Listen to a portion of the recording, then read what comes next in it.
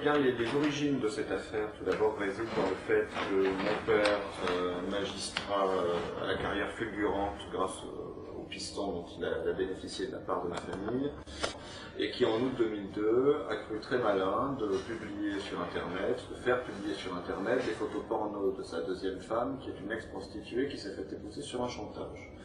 Suite à cela, les sites en question qui visaient à casser le chantage et à se débarrasser de cette femme ont échappé à son contrôle et ont amené au déchaînement de tout un ensemble de persécutions relativement inédites déchaînées par ce magistrat à l'aide d'un système qui est sous son contrôle contre son ex-femme et contre ses deux enfants. Il y a même Interpol et le FBI. Il nous a tout fait subir, de la perquisition à la menace de défenestration pendant ma garde à vue, et nous a fait poursuivre par un ami à lui, qui est un juge d'instruction, par ailleurs connu pour être un museleur d'antipédophiles. Excuse-moi de t'interrompre, tu viens de prononcer menace de défenestration. Ça veut dire que pendant la garde à vue, tu as été menacé de mort? Tout à fait. Par qui? Par Hervé Mollès, qui est un gradé de la brigade de répression du banditisme du SRPJ de Montpellier. Au moment où j'allais aux toilettes, je pourrais détailler l'anecdote. Hervé Mollès? Tout à fait. Mais ce qui se passe, c'est que cette affaire de fesses sur Internet, qui est quand même une affaire grotesque, qui est prétexte à nous garder dans le collimateur, qui a été prétexte à fouiller notre maison et à nous faire subir des interrogatoires serrés pour savoir ce que nous savions des activités de mon père au cours des 2 dernières décennies, ce qui était en fait le véritable enjeu de tout ce déchaînement. Cette affaire grotesque, donc, disais-je, n'est que l'arbre qui cache la forêt, puisqu'elle a amené à la découverte d'un volet de l'affaire Allègre qui normalement aurait dû rester secret à tout jamais et qui a éclaté suite au fait que mon père, lorsque ces sites ont échappé à son contrôle, se sont retrouvés entre autres dans le magazine d'entrevue, plus tard dans François, a été saisi de panique, a fait chanter les mauvaises personnes, a obtenu par ce chantage à la fois des garanties écrites d'impunité offertes par la chancellerie et par le garde des Sceaux Dominique Perben, et donc s'est retrouvé par la suite terriblement menacé de mort par les forces qu'il a essayé de faire chanter, c'est-à-dire tous ses petits amis du système, et donc suite à cela veut nous déballer tout ce qu'il savait au sujet de ce fameux volet secret de l'affaire. Donc j'en étais à ce volet de l'affaire Allègre que nous n'aurions jamais dû connaître et qui serait normalement resté secret à tout jamais et qui a éclaté suite à un enchaînement d'événements que mon père ne contrôlait plus du tout. Craignant que ces sites internet ruinent sa carrière, surtout à partir du moment où ils ont été repris donc par certains médias de presse écrite, outre les garanties écrites d'impunité qu'il a obtenues de la part de la chancellerie et de Dominique Perben en personne, il n'a pas pu résister à utiliser ses méthodes habituelles de maître chanteur. Notre père est quelqu'un qui depuis plusieurs décennies était comme un dragon sur un tas de dossiers compromettants, de documents de toutes sortes, dont des photos qu'il s'était ménagées au cours de ces dernières années. Notre père est venu nous trouver à Toulouse alors que nous étions encore étudiants pour nous dévoiler ce que nous racontons d'ailleurs dans les interviews qu'ont publié les différents sites internet mentionné en introduction, c'est-à-dire l'existence d'un groupe secret de gens de pouvoir de tout type de milieux, la politique, la finance, on nous a parlé de gens des milieux médicaux, même universitaires. Ce groupe secret recrutait beaucoup dans les milieux judiciaires et même les policiers haut gradés y étaient très appréciés. Et il s'agirait d'un groupe secret dont les activités consistent à mener des sortes de cérémonies dans le plus grand secret, où l'on conjugue des pratiques aussi étranges et uniformément dégoûtantes que la sexualité de groupe, la scarification. Il a évoqué devant nous des images vous faire drécher les cheveux sur la tête. Il nous parlait de chair calcinée, de brûlures de cigarettes, de chair transpercée. Il nous disait que les personnes qui étaient torturées, parfois tuées à l'occasion de ces séances, déjà les personnes tuées n'étaient jamais consentantes, et que parmi les personnes torturées, il y avait des malades qui réclamaient ce genre de traitement, et puis des personnes non consentantes, parfois des enfants, qui étaient d'abord torturés puis mis à mort, le tout filmé, faisant l'objet d'un trafic de cassettes vidéo illégales qui s'échangerait à des prix fous sous le manteau. Il nous a dit que les proies de ce groupe de prédateurs de la haute société étaient recrutés dans les couches les plus basses de la société et parmi les catégories de personnes que personne n'irait rechercher. Il nous a parlé de prostituées, il nous a parlé de clodos, je cite le terme employé par un magistrat. Il a même mentionné parfois des étrangers en situation irrégulière, suivant ce qui leur passait sous la main, j'imagine. C'est-à-dire des gens qui soit ont rompu des liens avec leur environnement, soit n'ont pas d'existence légale, c'est ce qui est le cas justement d'étrangers en situation irrégulière, et donc en tout cas des gens que personne ne va aller chercher, ou à propos desquels toute enquête sera plus ou moins vouée à l'échec dès le départ. Et puis alors bien entendu, les membres de ce groupe, de par les positions influentes qu'ils occupent, sont à même, dans le cas où certaines affaires menaceraient de sortir, eh bien de les couper dans l'œuf en manipulant les leviers qui sont les leurs, d'autant qu'ils se tiennent tous entre eux par la barbichette. Donc ce qui se passe, c'est que notre père se sentait sa vie terriblement menacée, parce que au moment où il a cru que sa carrière était ruinée du fait des fuites qu'il avait eues à propos des sites internet, qu'il a fait pareil sur sa deuxième femme. Il a fait pression sur Dominique Baudis, qui était un de ses amis personnels, pour s'assurer que cette affaire ne sorte jamais dans les médias audiovisuels. Et il est vrai que le pressbook que nous avons réuni contient des articles de presse écrite, mais que c'est très tranché. Les médias audiovisuels, pourtant prévenus, n'ont jamais traité cette affaire, donc il faut croire que Dominique Baudis, qui a assez d'influence pour s'inviter sur TF1 quand il veut, alors que François Hollande était prévu de plus longue date ce soir-là, a aussi assez de pouvoir probablement pour empêcher, du moins pour un temps, la sortie d'une telle affaire dans les médias audiovisuels. En tout cas, tout semble le corroborer.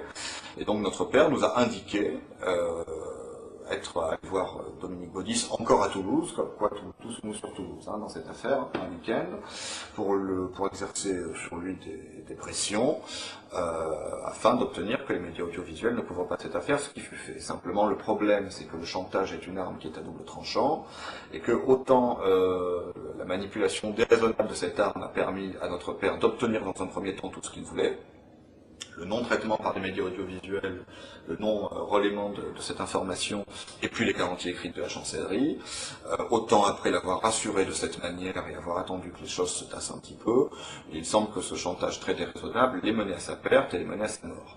Donc il y a eu trois entrevues. Notre père savait où nous trouver. À Toulouse, il savait que nous étions étudiants, il avait nos certificats de scolarité. Voyant que le sol se dérobait sous ses pieds, ne sachant plus vers qui se tourner, je pense que malgré tout ce qu'il nous avait fait subir dans le passé, puisque en France, ce n'est pas une magistrature que nous avons, c'est une véritable pourristrature. Nous savons de quoi nous parlons, nous sommes de la boutique, nous sommes du système, je suis ancien Sciences Po et juriste de 3e cycle avec mention, ma sœur est aussi dans ce cas, nous sommes enfants de magistrats et je peux vous dire que notre mère a vu pas mal de choses pendant des années en tant que femme de magistrat. Notre père était un homme qui a été transformé en monstre par ce système qui fabrique des monstres. Oui, les nouveaux inquisiteurs, ceux qui se posent en moralisateurs de la société, sont en fait des gens qui n'ont pas de leçons à donner à un quelconque malfrat. Voyez-vous, les criminels, au moins, ont un code d'honneur, à ce qu'il paraît, ce qui n'était pas le cas de mon père, qui a jugé les autres à haut niveau pendant des années, puisqu'il était président de chambre de cour d'appel. Donc, voyant le sol se dérober sous ses pieds, voyant qu'il avait lancé une machine infernale qui se retournait contre lui et qu'il ne pouvait plus arrêter, notre père s'est en dernier ressort tourné contre ses deux enfants, il est piteusement revenu vers nous, ce qui a donné lieu à 3 longues discussions qui sont allées crescendo d'ailleurs, puisqu'il nous a raconté de plus en plus de choses et devenait d'ailleurs de plus en plus nerveux au fil de ces 3 discussions. Il se sentait menacé, ce qui apparaissait déjà en filigrane dès la première discussion. Il nous a dit dès la deuxième qu'il était carrément menacé de mort. Par la suite, il a passé toute une nuit à brûler des documents et des photos. J'ai bien dit toute une nuit, pas simplement 1 heure, et apparemment il fallait à tout prix brûler ces choses. Ni la poubelle ni le broyeur n'étaient suffisants. Nous ne savons pas s'il a brûlé tout ce qu'il avait en sa possession, mais il en a brûlé en tout cas au moins une partie substantielle, et sa motivation pour cela était apparemment de sauver sa tête. Il a estimé que les personnes qui auraient intérêt à se débarrasser de lui pourraient peut-être cesser d'en vouloir à sa vie s'il se débarrassait de ses cartouches, et il semble en fait que ce soit le fait pour lui d'avoir brûlé ses vaisseaux de la sorte, de se débarrasser de ses dernières munitions, qui a justement amené ces gens-là à passer à l'acte. Donc ce qui se passe, c'est que rien n'est normal à propos de la mort de notre père. Il est mort le 22 février 2003, nous sommes aujourd'hui en septembre 2005.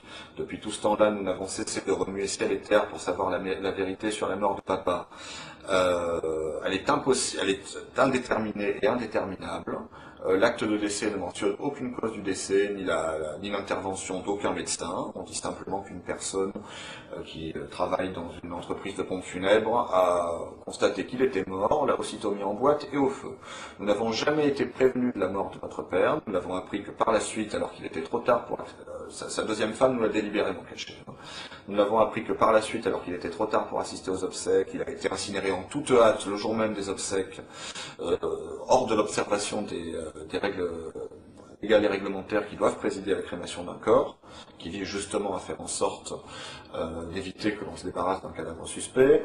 Dès que nous l'avons su, nous avons saisi les 2 enfants d'un magistrat haut gradé en exercice, mort dans des conditions suspectes. On saisit personnellement le garde des Sceaux, en recommandé avec accusé de réception, de la mort suspecte de leur père. Nous attendons toujours sa réponse. Il n'ose même pas nous répondre. Pas plus qu'il n'ose répondre aux 15 parlementaires de l'opposition, députés, sénateurs confondus, qui l'ont saisi de ce dossier. En février dernier, en février 2005, monsieur le député Maxime Grémetz a de nouveau saisi le garde des Sceaux au sujet de la mort de notre père, établissant des parallèles plus qu'édifiants entre sa disparition et celle du juge toulousain Bernard Borel. Cette question est parue au journal officiel et Maxime Grémetz attend toujours la réponse, alors que le groupe l'a reposée suivant une procédure prioritaire. Et la réponse n'a pas été apportée dans le délai normal en cas de question prioritaire.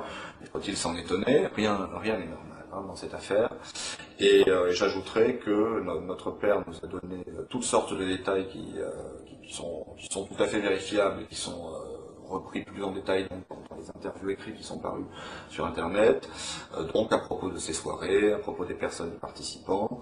Et d'ailleurs, bon, cette interview est accompagnée de schémas qui sont plus qu'édifiants et qui prouvent que notre père et sa clique sont le chaînon manquant qui permet enfin de tout éclairer dans l'affaire Allègre. Ce dont tout le monde se doute, c'est qu'il y a derrière l'affaire Allègre beaucoup plus de vérité que ce que l'on a bien voulu dire. On a tout fait pour dégonfler le plus artificiellement du monde une affaire qui promettait d'aller très loin, et pour refermer cette boîte de Pandore, on a tout fait pour discréditer les prostituées, de même pour le gendarme Roussel, qui avait entamé une véritable quête de vérité qui doit être menée à son terme. Mais ce qui se passe, c'est que jusqu'à présent, tout ce que le grand public a pu savoir, vu tous les efforts qui ont été déployés pour étouffer cette affaire, et dont les efforts déployés par Dominique Perpen, qui a envoyé tout de suite sur Toulouse un membre du parquet qui est affectueusement surnommé par ses collègues les faceurs, par rapport à ce fait d'armes passé dans d'autres affaires impliquant le pouvoir. On retrouve toujours les mêmes personnes un petit peu partout. Bon, devinez pourquoi Perben s'est impliqué dans l'affaire Roche. C'est compromis à voler au secours du moins défendable des magistrats et essaye en même temps d'étouffer l'affaire Allègre. Ce qui se passe, c'est que notre père, Jean Kubiek, un ami intime à lui, un compagnon de promotion de l'ENM, qui assistait à son mariage avec ma mère, que j'ai rencontré à plusieurs reprises pendant mon enfance, ainsi qu'un certain nombre d'autres, sont tous très liés et il y a plein de données factuelles qui permettent de le prouver. Je pense par exemple à un ensemble de faits entre mille. Le couple Ignacio, le mari étant cité dans le dossier Allègre, est un couple qui s'est connu alors qu'ils étaient en poste au Havre, et mon père était leur supérieur, et beaucoup plus haut puisqu'il officiait à la cour d'appel de Rouen, donc dans le même ressort de cour d'appel, et c'est là qu'il les a connus. Kubiek a été à la fois le supérieur immédiat de Bourraguet et le subalterne immédiat de Wolf. Il est aujourd'hui encore le supérieur immédiat de Bourraguet, si je ne m'abuse. Je n'ai pas mon schéma sous les yeux. Mais il y a tout un ensemble de corrélations, de dates, de lieux, de faits, de liens entre tous ces gens, qui font que tout ce qu'on voyait dans le premier traitement de l'affaire Allègre, qui a mené à ce non-lieu qui est aberrant, ce sont quelques bulles qui crevaient la surface, mais qu'on n'arrivait pas à connecter. Mais il y a un véritable volet roche de l'affaire Allègre, de cette affaire Allègre, qui permet de compléter le schéma et de comprendre enfin la vérité. Et la vérité, c'est que c'était facile de charger Patrice Allègre comme bouc émissaire, serial killer. Donc voilà, forcément, il s'agit d'un serial killer qui a agi seul, qui explique tout, et donc on ne se soucie pas de ses commanditaires et de ce groupe secret qui utilisait Patrice Allègre, qui est peut-être par hasard un psychopathe, comme homme de main, comme exécuteur. Bon, j'apprends que Marc Bourraguet prenait l'apéritif avec Patrice Allègre. Pour se dédouaner, il dit « Patrice Allègre m'a été amené par un ami commun ». Or, figurez-vous que cet ami commun a été décrit par la presse comme bien connu dans les milieux de la cocaïne toulousaine. Alors, il faudrait qu'on m'explique ce qu'un serial killer qui échappe bizarrement à toutes les investigations de police, hein, et quelqu'un de bien connu dans les milieux de la cocaïne toulousaine font à prendre l'apéritif le plus amicalement du monde chez un procureur. Je constate que Bourraguet est encore magistrat, ça me semble inconcevable. Et quant à Wolf, qui est aussi impliqué dans cette affaire et cité dans le dossier, il a été récompensé pour l'ensemble de son œuvre par une mutation à la Cour de cassation. Donc je me pose la question, il faut qu'il fasse quoi maintenant pour passer au grade suivant? Il faut peut-être qu'il tue quelqu'un. J'aimerais qu'on me dise pourquoi ces gens-là continuent à exercer. J'aimerais qu'on me dise pourquoi, alors qu'il y a 190 morts élucidés à Toulouse pendant les années Allègre et pas seulement, hein, Allègre et tout ce qui tournait autour de lui, non élucidés, pardon, oui, je crois que j'ai dit élucidés, alors qu'il y a 190 meurtres non élucidés qui ont toujours été abusivement classés en suicide. Hein. Maintenant, les gens, on ne les tue plus, on les suicide. Hein. C'est tellement plus simple, on peut fermer le dossier de suite. Hein. Comment se fait-il que la police, par exemple, trouve une personne qui est à la fois ligotée, bâillonnée, étranglée, si ma mémoire est bonne, et conclut au suicide, malgré les protestations de tout le monde? Comment se fait-il que pour toutes ces morts bizarres, on trouve toujours les deux mêmes experts près la cour d'appel, dont un qui s'appelle Alain Grain, je ne me rappelle plus le nom de l'autre, et comment se fait-il que ces deux truqueurs soient encore en exercice, n'aient jamais été sanctionnés, qu'on les trouve encore dans la liste des experts près la cour d'appel de Toulouse? Tout le monde sait bien qu'il y a enfin, l'affaire Allègre, nous l'avons connue avant tout le monde, puisqu'au moment où notre père est venu nous en parler, elle n'avait pas encore éclaté. Et je crois même comprendre que ce sont les extravagances de notre père qui, par on ne sait quel mécanisme, ont amené à son éclatement un petit peu plus tard. Donc, ce qui se passe, c'est que je crois que l'affaire Allègre détient les clés de la corruption du système qui nous entoure. Maintenant, bon, les gens savent très bien à quoi s'en tenir, savent très bien que nous vivons dans une parodie de démocratie et que nos maîtres nous projettent les apparences d'une liberté factice. Notre père a été très précis sur le groupe dont il nous parlait. Apparemment, il y a toute une partie de ceux que j'appelle nos maîtres, hein, n'est-ce pas ce qu'ils sont il y a une espèce d'élite autoproclamée qui n'est pas du tout basée sur le mérite, mais sur le piston et les liens interpersonnels. Et ces gens-là sont des loups qui gèrent le troupeau de moutons et puis qui consomment aussi du mouton à tous les repas. Donc il y a un groupe de prédateurs qui, à mon avis, n'existe pas seulement sur Toulouse. Bon, il se trouve que c'est sur Toulouse que ça a éclaté, puisque bon, la magistrature et toutes ces choses sont beaucoup plus gratinées, beaucoup plus mafieuses dans le sud. Hein. On connaît aussi le ressort de Nice et encore bien d'autres choses à dire.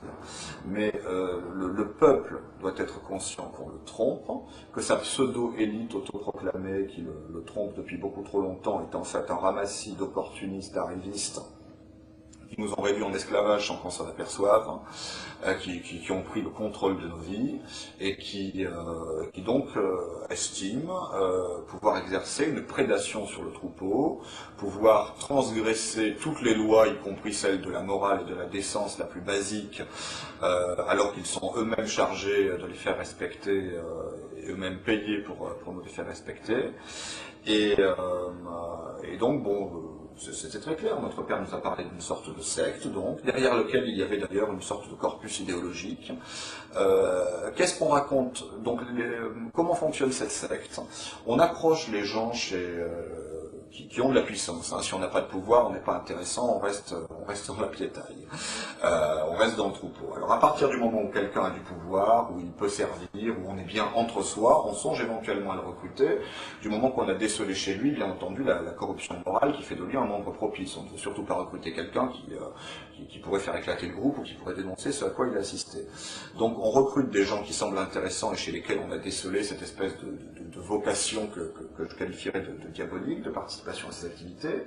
On l'invite d'abord à des soirées moins extrêmes que celles que la personne sera amenée à connaître par la suite, mais au cours desquelles on l'enferme, hein, en filmant ce qui se passe dans ces soirées, en y faisant participer, ce qui permet de s'assurer de la loyauté future du membre et qui ne parlera jamais à personne.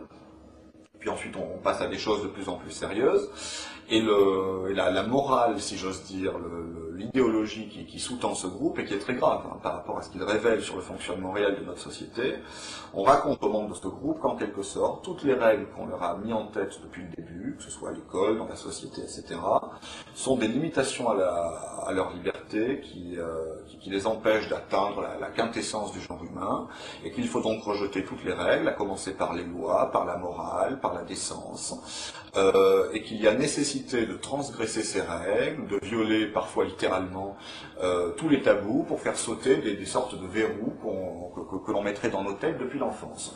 Et donc c'est ainsi que l'on commence par le viol, la torture, et pour en arriver au meurtre. Donc voilà des gens qui en effet après sont complètement débridés, imbus de leur pouvoir, et qui sont amenés, en s'encourageant les uns les autres, à aller toujours plus loin dans l'horreur. Donc il y a plein d'affaires ces derniers temps, et il y en a de plus en plus, il y en aura toujours plus, je crois, hein, malheureusement, qui ont permis au grand public d'avoir quelques lumières, quelques fugitives lumières sur ce qui se passait vraiment. Je pense à toutes ces disparitions de gens, à toutes ces disparitions d'enfants. Je pense au suicide fort opportun du gendarme Jean-Bert, de 2 balles différentes. Il faut vraiment se haïr hein, pour se suicider de 2 balles différentes, à la veille où sa quête allait pourtant connaître un aboutissement, puisqu'il devait aller voir le procureur pour lui raconter ce qu'il avait découvert sur les disparus de Lyon. Je pense en Belgique à l'affaire Dutroux, hein, dans laquelle il y avait des collaborations, des implications qui remontaient jusqu'au plus haut niveau de l'État. Je pense à un plus petit niveau au muselage d'une association antipédophile par le juge d'instruction que notre père nous affichait aux fesses et qui était un ami à lui. Et il y a plein d'autres affaires. Bon, par exemple, figurez-vous qu'il y a un policier français qui est à l'heure actuelle en fuite sur le territoire britannique avec son arme de service, ce qu'on n'a pas manqué de souligner, parce qu'il semble qu'il a découvert des choses que l'on souhaite cacher à propos de la disparition de la petite Estelle Mouzin. Alors bien entendu, on a essayé de faire passer ce bonhomme pour fou, et il a préféré s'enfuir en Angleterre parce qu'il avait peur, à mon avis à juste titre, qu'on l'assassine. Et d'ailleurs, dans son enquête, il s'est heurté à des documents classés secret défense. Alors j'aimerais bien savoir en quoi la disparition d'une petite fille intéresse la défense nationale. Alors comme j'ai mauvais esprit, je me dis qu'on classe des documents secret défense simplement pour ne pas qu'on découvre la vérité. La vérité étant, vous savez, j'ai très mauvais esprit, que cette petite a été la proie d'un de ces groupes. Donc voilà, c'est le réseau, bien entendu, qu'entre magistrats et entre policiers, même si tous les magistrats, même si tous les policiers n'appartiennent pas à ce groupe. Il suffit qu'il y en ait quelques-uns qui soient bien placés, bien entendu, pour dévier une enquête, et toujours nettoyer les preuves, et s'assurer que l'on ne remonte jamais jusqu'au loup qui nous gouverne. Nous sommes des moutons gouvernés par un troupeau de loups. Notre mère a pu voir à l'époque, quand elle assistait à des repas de magistrats où on discutait la veille ou l'avant-veille d'un procès, de comment mon père allait truquer le procès du lendemain. Elle était ressortie de ces repas entre nos tables, déjà, avec la ferme impression que nous ne sommes tous que des moutons comparaissant devant des tribunaux de loups quand on nous traduit en justice, en tout cas quand les affaires ont une quelconque importance. Et ce qui nous motive aujourd'hui, nous avons une double motivation aujourd'hui à dévoiler la vérité, en sachant que nous n'avons pas la moindre confiance ni en la justice, ni en la police, ni dans le système judiciaire. Hein. J'insiste très lourdement sur le fait que nous les connaissons beaucoup trop pour avoir la moindre confiance en eux. Alors il y a parmi eux des individus vertueux, je pense par exemple au gendarme Roussel. Il n'y a pas que lui, hein. Il y en a certes plein d'autres, mais le système est beaucoup trop gangréné. Vous savez, il suffit de mettre une pomme pourrie dans un panier pour que tout le panier soit très bientôt pourri. Hein. Les pourris se font avancer les uns les autres, se cooptent entre eux au niveau supérieur et s'arrangent toujours pour verrouiller le système. Hein. Ils ont des méthodes technocratiques terriblement efficaces. Et ils ne laissent rien au hasard, eux, alors que les individus qui poursuivent la quête de la vérité sont bien trop souvent isolés ou mis à l'écart. Donc, primo, sachant que, même si je pense que ces révélations devraient rouvrir le dossier, je pense que le système lui-même nous mettra tous les bâtons dans les roues, des chercheurs de vérité pour arriver jusqu'au bout. Et c'est pour cela que tout cela doit se passer sous l'œil du peuple et qu'il faudra vraiment pousser à la roue si on veut que les choses avancent. Elles n'avanceront pas d'elles-mêmes très loin de là, puisque tous les obstacles seront placés. Mais cependant, je pense qu'il y a vraiment quelque chose à faire et nous poursuivons un double but. Tout d'abord, à titre un petit peu égoïste quelque part, mais c'est quand même notre droit le plus strict. Nous avons bien compris que nous ne saurons jamais la vérité à propos de la mort de papa si nous ne disons pas nous-mêmes toute la vérité qu'il est venu nous dire au dernier moment. Alors, certes, nous ne pouvons garantir à 100% la véracité de tout ce qu'il nous a dit. Il est vrai qu'il devenait très nerveux sur la fin. Cependant, voilà le témoignage d'un magistrat qui devrait être largement pris en compte, et pour notre part, nous sommes sûrs nous sommes absolument certains, à titre personnel, de la véracité de l'écrasante majorité de ce qu'il nous a dit. Peut-être peut-il qu'il forçait le trait sur tel ou tel aspect. Quand bien même cela serait le cas, la réalité restante reste quand même on ne peut plus terrible. Et puis d'un point de vue plus altruiste, je pense que cette affaire est l'occasion idéale de faire œuvre de salubrité publique. Tout le monde sait très bien que notre système est corrompu jusqu'à la moelle, aurait grand besoin d'un coup de balai, mais bon, il sait faire taire les opposants, à coup de procès, à coup de contrôle des impôts. Notre père magistrat pouvait faire taire le contrôle des impôts à qui il le voulait, hein. Il ne s'en est jamais privé. Donc le système a des anticorps contre la vérité, contre ceux qui... si vous voulez, c'est un petit peu comme si une maladie avait pris le contrôle d'un corps, et donc décidé de lutter contre tous les remèdes qu'on souhaiterait lui appliquer. Bon, la gangrène en est arrivée à un tel point, et une fois encore nous savons de quoi nous parlons, que le système lutte de toutes ses forces contre ceux qui souhaiteraient le rationaliser. Cependant, il semble que cette affaire est en effet une occasion unique par tout ce qu'il y a en conjonction. Je crois qu'on n'est pas prêt de revoir une affaire où tous les voyants s'allument en rouge de la sorte. Et il semble en plus, alors que normalement personne n'aurait jamais su la vérité, que notre père soit en quelque sorte la ficelle sur laquelle il faut tirer pour dévider enfin toute la bobine et pour que le peuple retrouve enfin ce à quoi il a droit, c'est la vérité. La terrible vérité. Oh, c'est une vérité qui fait très mal, une vérité qui fâche, surtout dans les plus hautes sphères. Mais nous recherchons la vérité et nous n'arrêterons pas tant que nous, tant que vous, tant que nous tous, nous n'aurons pas toute la vérité sur ce qui se passe dans ce pays. Je vous remercie de m'avoir laissé m'exprimer librement sur votre antenne. Voilà, donc ce qui se passe, c'est que cela fait 2 ans, plus de 2 ans et demi, que mon frère et moi-même nous nous battons pour connaître la vérité pour élucider la mort de notre père. Notre père était magistrat et non des moines, puisqu'il était président de chambre après la cour d'appel de Montpellier en dernier temps, dans les 6 mois qui ont précédé sa mort en fait. Et nous ne parvenons pas, mon frère et moi, à savoir dans quelles conditions notre père est décédé. Nous ne parvenons pas à élucider les conditions de sa mort, et tout laisse à penser que notre père a été assassiné par rapport aux révélations qu'il a fait quelque temps avant sa mort. Il est revenu vers nous pour nous faire des révélations plus que troublantes, et il est vrai que notre frère et moi, nous devions de dire toute la vérité sur ce qui nous a rapporté quelque temps avant sa mort, pour nous aussi avoir un espoir de découvrir un jour ce qui s'est passé réellement ce 22 février 2003, jour de sa mort. Donc notre père a commencé sa carrière à Toulouse en tant que substitut du procureur, et c'est à cette époque-là qu'il a noué bon nombre de relations. Il était un ami intime de Don Lycodis et il connaissait bon nombre de personnalités ayant été citées dans le dossier Allègre. Et à plusieurs reprises, relativement peu de temps avant son décès, il a souhaité voir ses enfants, ses 2 seuls enfants, pour nous faire, à mon frère et à moi, des révélations à ce sujet-là. Donc il nous a révélé notamment l'existence d'un groupe, un groupe dont l'existence est secrète, composé de gens de pouvoir et de très grande influence. Et il nous a dit ce qui se passait au cours de ces soirées-là. Et peu de temps avant sa mort, notre père se sentait extrêmement menacé dans sa vie, tant et si bien qu'il avait installé son bureau dans la cave, chez lui à son domicile, et se rendait aussi peu que possible à son bureau au palais de justice à Montpellier. Il nous avait dit même avoir peur de se faire shooter, pour employer ses propres termes, par la fenêtre, et était devenu absolument paranoïaque tant il se sentait menacé dans la vie de tous les jours, et a pensé qu'il était plus stratégique pour lui d'opérer certaines révélations sur ce qui se passait dans ces soirées. Voilà. Est-ce que tu peux nous dire qu'est-ce qu'il vous a raconté ce soir-là? À vrai dire, il y a eu 3 rencontres entre mon père et ses enfants, donc moi et mon frère.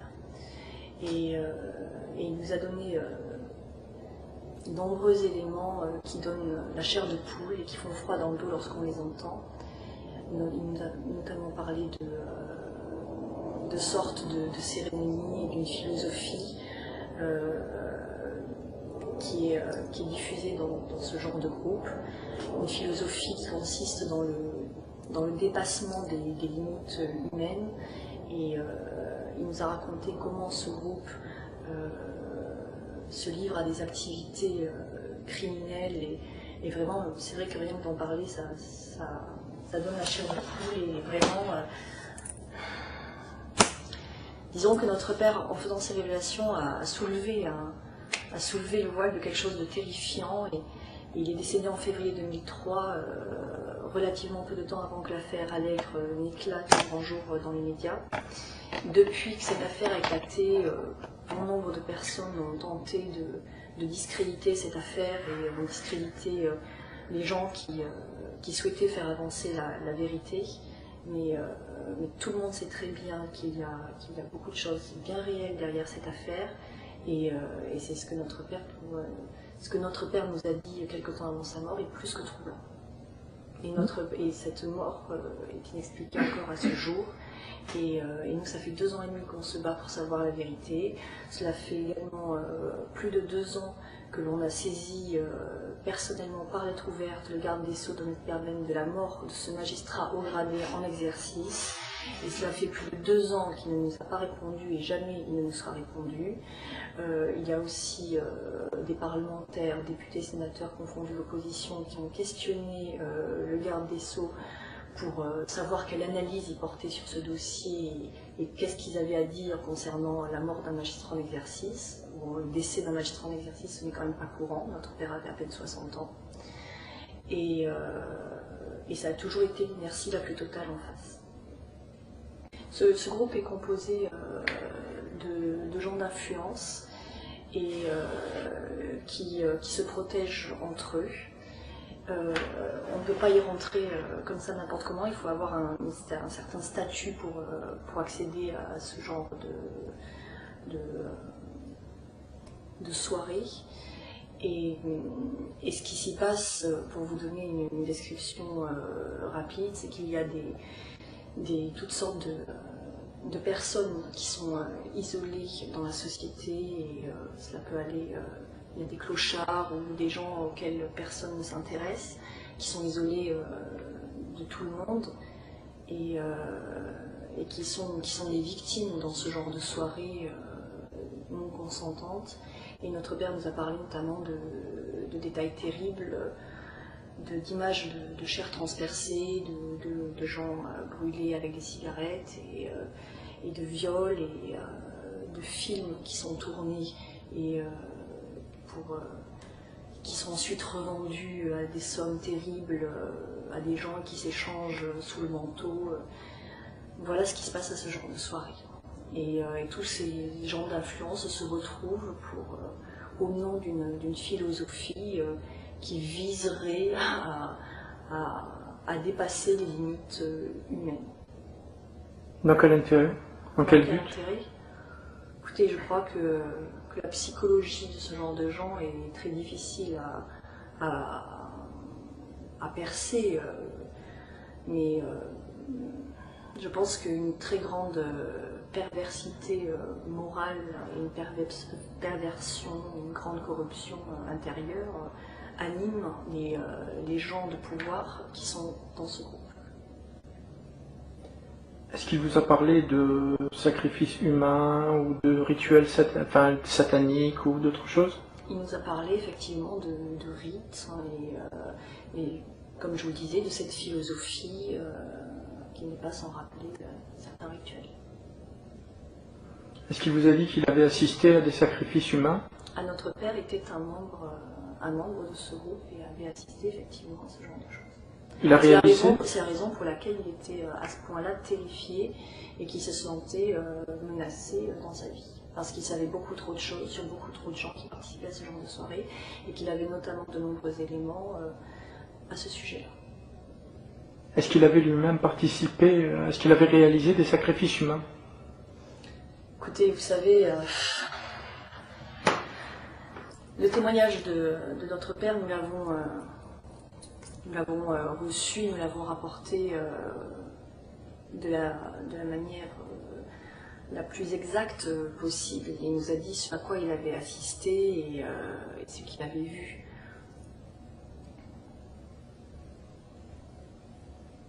Qu'est-ce qu'il a vu? Ce que je vous décris et ce qu'il nous a décrit à mon frère et à moi. D'accord.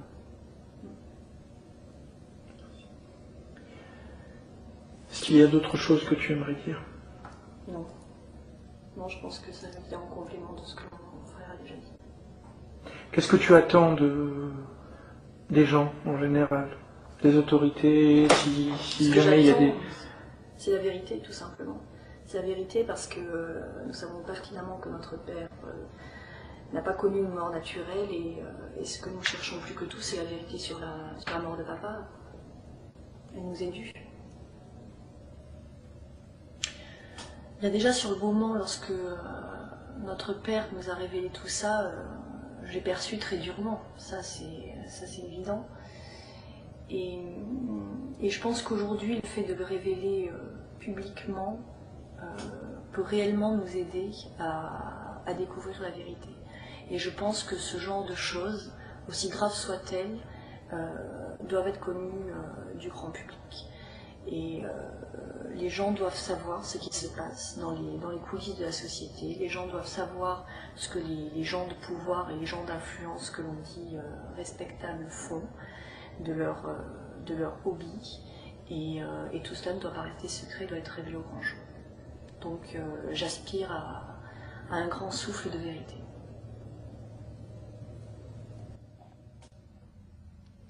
À vrai dire, cette affaire, ce magma m'anime des sentiments les plus divers. Bon, tout d'abord, par rapport à mon père, bon, je n'ai jamais été un tant soit peu animé de haine à son égard, malgré tout ce qu'il a pu nous faire. Donc la haine n'est jamais une solution. Disons que j'ai souvent regretté tout ce qu'il nous a fait subir, et là, bon, j'avoue que je suis attiré et animé d'une très grande tristesse, déjà de constater, d'apprendre de sa bouche même, et dans quelles circonstances, et si peu de temps avant sa mort, les turpitudes dans lesquelles mon père, magistrat haut placé, est allé se vautrer. Donc c'est vrai, vraiment une très grande tristesse. Enfin, tout cela me navre au plus haut point, et même bien davantage. Bon, d'autre part, il est vrai que je suis animé d'un certain degré de compassion envers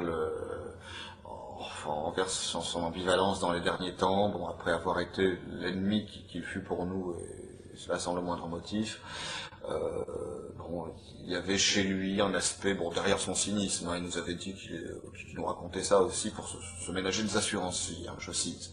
Mais même derrière son cynisme, il est revenu vers nous aussi. Cela se sentait, c'est des choses qu'on sent viscéralement quand on descend de l'intéressé. Bon, il y avait un aspect rédemption. Je crois qu'au dernier moment, au moment où le sol se dérobait sous ses pieds, au moment où sa vie commençait peut-être déjà à lui repasser en accéléré, notre père a réalisé l'immense gâchis qu'il a fait de toutes les possibilités qui lui étaient tombées du ciel.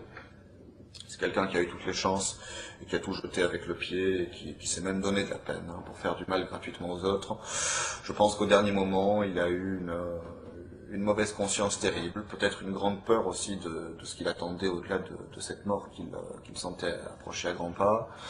Et il est venu nous voir un petit peu comme on serait venu voir un confesseur, je pense, au-delà de l'aspect utilitaire qu'il y avait dans sa démarche. Il y avait un repentir. On peut douter de sa sincérité, et qui sait ce qu'il serait arrivé d'ailleurs si la situation s'était rétablie dans son état antérieur. Peut-être que nous aurions eu de nouveau un ennemi face à nous. Mais il y avait en tout cas une sincérité du moment, une quête de rédemption dans ces dernières confessions d'un homme qui a contemplé l'abîme et qui se retrouve poussé par-dessus le bord par ses compagnons de route lors de ces dernières années dans ces explorations abyssales je pense, des profondeurs du mal dont peut être capable l'être humain. Je pense que ces gens-là, si vous voulez, très imbus de leur pouvoir, finissent par se prendre pour des demi-dieux et plus du tout pour des humains, pour des gens qui n'ont plus à respecter aucune règle, et qui n'ont plus qu'à explorer l'étendue de leur pouvoir et des turpitudes et des abus qu'ils peuvent se permettre, comme s'il y avait une espèce de course vers le pire, de record à battre en la matière. Il semble que notre père était bien placé dans cette course. Bon, et puis d'autre part, d'un point de vue plus général, il s'agit des sentiments finalement personnels, de regrets face à tout ce gâchis, à notre sujet. Je pense aux victimes, bien entendu. Enfin, à ce système de mort, à cette expression d'un véritable système de mort dont notre père était partie intégrante. Et puis de manière générale, je suis animé aussi d'autres sentiments sur un plan plus général. Tout d'abord un sentiment de révolte. J'aimerais bien qu'on m'explique comment un dixième, comment un centième de tout cela peut se produire dans un état de droit, soi-disant, dans une démocratie, soi-disant, à moins qu'on nous ait menti. Je pense à nos droits les plus fondamentaux, qui sont le droit de résistance à l'oppression. Eh bien, je pense que c'est un droit qu'il serait temps de mettre en œuvre. Le peuple français a déjà montré ce qu'il pensait de la tyrannie. Je pense qu'il y a une tyrannie qui ne dit pas son nom, qui s'est déjà installée, qui persiste à s'installer. Les juges ont un pouvoir exorbitant qui n'est contrebalancé par aucune responsabilité. Comme tout citoyen, les juges doivent être responsables, au civil comme au pénal, de leurs actes, de leurs erreurs, doivent payer avec leurs biens personnels, les victimes ne sont pas indemnisées avec nos impôts, les juges sont des gens qui jouent avec nos vies. Le juge Burgot a brisé la vie de 13 personnes à Outreau, que strictement rien accusé, cautionné par la Chambre de l'instruction, cautionné par le restant du système. Comment se fait-il qu'un juge peut, simplement le plus discrétionnairement du monde, décider que 13 personnes doivent passer 3 ans en prison alors qu'elles n'ont pas été condamnées par un tribunal, et puis le tout sera ensuite financé à 100 000 € chacun par nos impôts, et le dit juge, le juge Burgot, sera récompensé pour l'ensemble de son œuvre par une promotion au parquet antiterroriste de Paris, où il pourra causer encore bien davantage de dégâts. Donc il y a des déséquilibres flagrants dans le système. Je pense que le système n'est pas réformable et qu'il est temps que le peuple qui avait confié le pouvoir judiciaire est un pouvoir qui n'appartient qu'au peuple. Ce pouvoir a été confié aux juges pour servir. Ils l'ont détourné en moyen de domination mobilisé pour asservir. Il est temps que le peuple se mène à nouveau de ses propres affaires, qu'il a trop longtemps déléguées aux mauvaises personnes. Et donc j'ai un sentiment de révolte qui me donne envie de rappeler à tous ceux qui pourront regarder cette bande notre droit constitutionnel à tous, et même notre devoir citoyen de résistance à l'oppression lorsqu'elle se manifeste. Je pense qu'il n'y a plus grand monde qui ait le moindre doute à ce sujet-là. Donc attendons-nous. Et puis bon, au-delà de ce sentiment de révolte, pour terminer sur une note plus positive, je suis animé par un immense espoir. Je pense que le système est malade et que cette maladie est devenue tellement évidente, tellement grave, qu'elle est en train de générer ses propres vaccins. Je pense que les gens comme nous sont plus nombreux que ce qu'ils croient. Certains se reconnaîtront peut-être en m'écoutant. Et je crois que les problèmes ont fortement tendance, lorsqu'ils deviennent trop graves, à générer leurs propres solutions. Cela fait beaucoup trop longtemps que le vase déborde, et je pense que cette affaire est l'occasion idéale, en dévoilant enfin des choses pour lesquelles on n'aura épargné aucun effort pour les dissimuler au peuple. Je pense que la vérité va enfin apparaître en pleine lumière, et que la vérité nous rendra libres. Ce que je crois, c'est que notre société est devenue un théâtre d'ombre, est devenue le lieu d'une imposture. Nous sommes tous un petit peu sur une scène, ne nous doutant pas que nous sommes les héros et surtout les victimes d'une pièce qui est écrite en coulisses. Nous sommes déjà passés de l'autre côté du rideau. Notre père faisait partie des gens qui ont tout pouvoir sur ce qui se passe sur la scène. Nous savons exactement ce qui se passe dans les coulisses. Et ce que nous appelons de nos voeux, l'espoir énorme que crée notre affaire, c'est de faire enfin tomber le rideau et de permettre enfin aux spectateurs que nous sommes tous de cette société qui nous broie, nous pourrions passer de spectateurs subissant cette société à véritables acteurs de notre propre existence.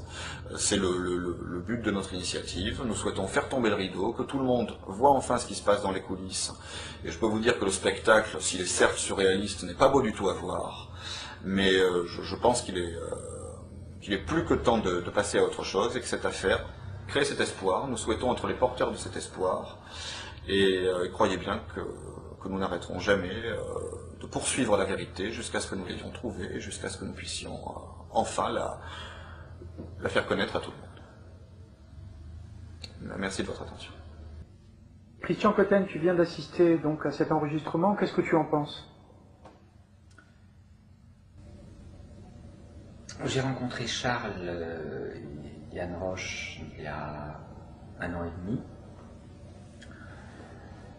Et j'ai découvert leur histoire par étapes successives.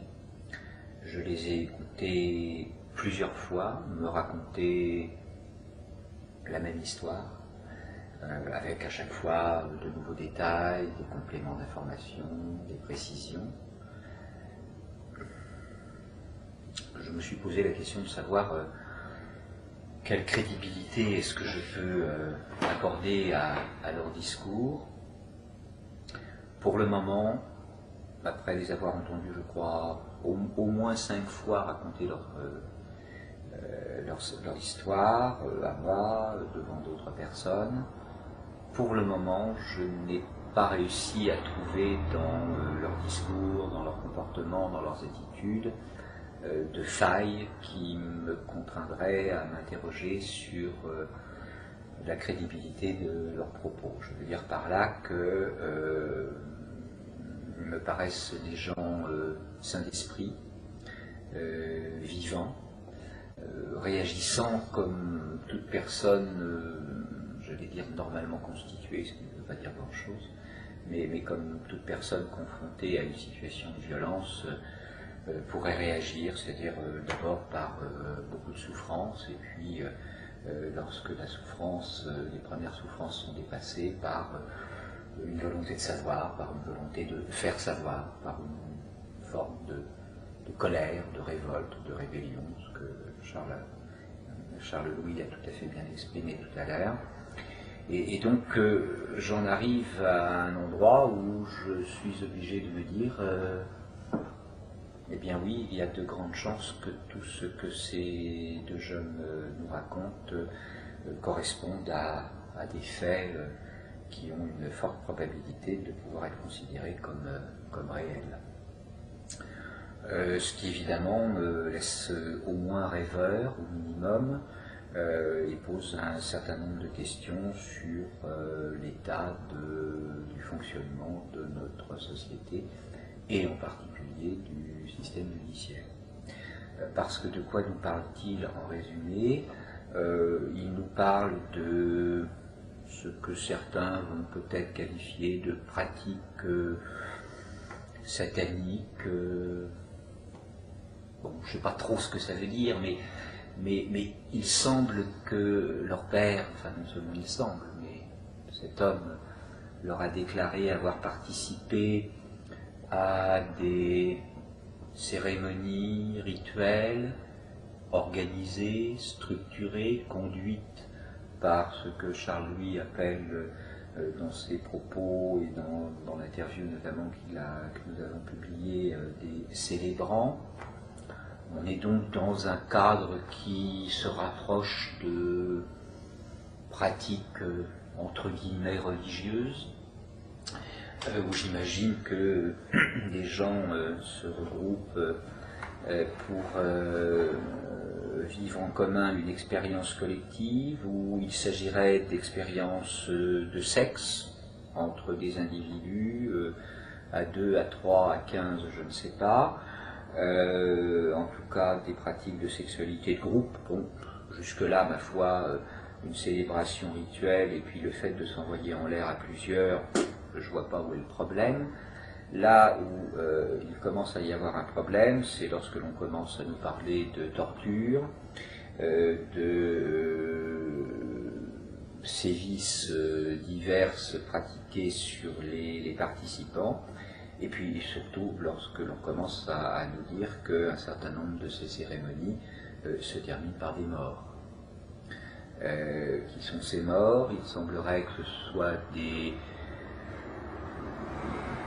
anonymes, des victimes anonymes que l'on ramasse peut-être dans la rue. Alors c'est un peu surprenant, mais on nous parle de clochards, de SDF, mais on nous parle aussi de prostituées, on nous parle de prostituées mineures, c'est ce que déclarent à d'autres moments Charles Louis et Diane. Y a-t-il des enfants dans cette cérémonie-là? Je ne sais pas, mais quand on parle de mineurs, on n'est pas très loin de l'enfance. Et puis alors ce qui me pose quand même un tout petit peu question, c'est que l'on ne nous parle pas là de gens dont on pourrait penser qu'ils sont atteints de pathologies psychiatriques diverses et variées et qui se seraient enfuis soit de prison, soit d'hôpitaux psychiatriques. Non, on nous parle de magistrats, on nous parle d'hommes politiques, on nous parle de financiers, on nous parle d'universitaires, on nous parle d'hommes des médias, on nous parle de ce qui est convenu couramment d'appeler des notables, qui se regrouperaient par parrainage mutuel de génération en génération. J'ai des souvenirs de discours entendus de la bouche d'officiers de police retraités qui, à une certaine époque, il y a déjà de cela quelques années, m'ont raconté très exactement les mêmes histoires en m'expliquant qu'un certain nombre d'hommes politiques étaient, entre guillemets, tenus par ce type de système mafieux au travers de pratiques sexuelles collectives se terminant par des meurtres rituels. Et hélas, je reconnais dans les discours de Charles-Louis et de Diane très exactement les discours de ces officiers de police, puisque je pense à deux en particulier, qui m'ont raconté ce genre de dossier, auquel je dois dire je ne croyais absolument pas lorsque je les ai entendus pour la première fois. Ce qui me trouble beaucoup dans l'histoire de Charles et de Diane, c'est que précisément elle semble totalement liée à l'affaire Allègre, puisque l'environnement socio-professionnel de leur père, monsieur Pierre Roche, eh bien c'est le même environnement socio-professionnel que celui de l'affaire Allègre, c'est-à-dire qu'on retrouve les mêmes noms des mêmes magistrats. Je ne vais pas les reciter ici, ils sont sur les sites internet où on publie les interviews, tout le monde pourra les trouver. Il y a même des tableaux très détaillés de l'ensemble des magistrats concernés dans ce dossier. On retrouve les mêmes magistrats, on retrouve les mêmes thématiques de discours, on retrouve une seule et même culture.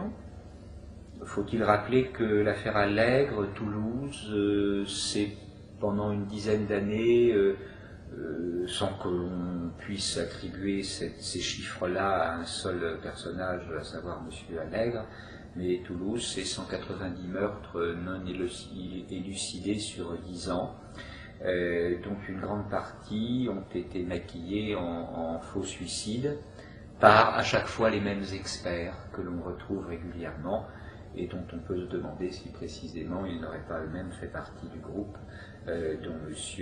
Pierre Roche déclare avoir fait partie. Alors, tout ça est un peu étrange, je veux dire. Tout ça est un peu étrange. Où sommes-nous? Dans quel univers est-ce que nous vivons vraiment? Et comment est-il possible que dans ce qui s'appelle une république démocratique, un état de droit, des systèmes institutionnels aboutissent à ce genre de pratiques? Là, je n'ai pas vraiment la réponse à cette question, je m'interroge.